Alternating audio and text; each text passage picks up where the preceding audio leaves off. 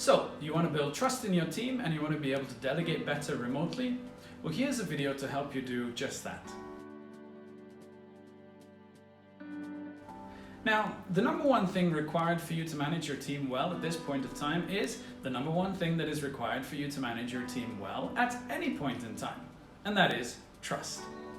Right now, you can't see them, you can't walk up to their desk and ask them random questions, you can't call them to your office, and you can't catch them as they walk past.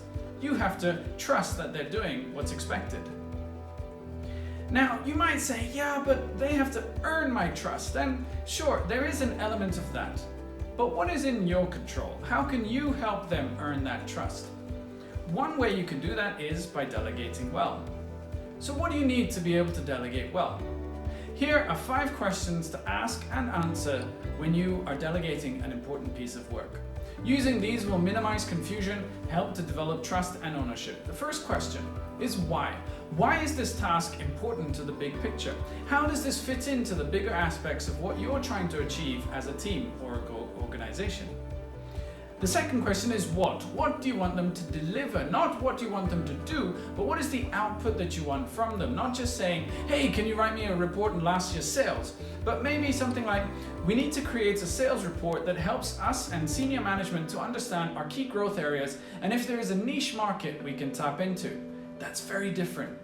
What does this sales report need to inform? Not just what does it need to include? These 2 questions are often missed out, but are super critical. I had a colleague whom we shall call Jenny, who would often ask me these questions when I forgot to add these. And by asking me those questions, she often suggested better ways of delivering what was required than I would have thought of.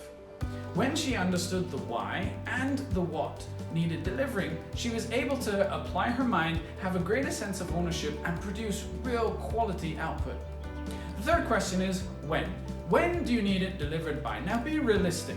If you are constantly needing things delivered by yesterday, then you are only going to frustrate your team, get poor quality, uninnovative output.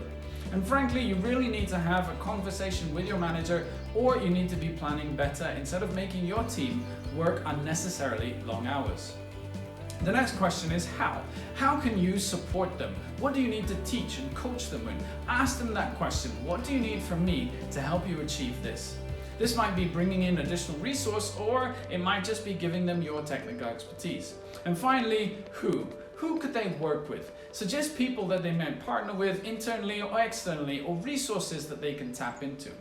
Now, whether you're doing this over the phone or email, run through this above checklist.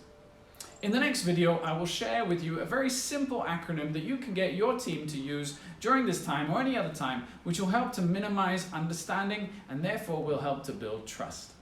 So the next time you delegate an important task, ask and answer these 5 questions for your colleague.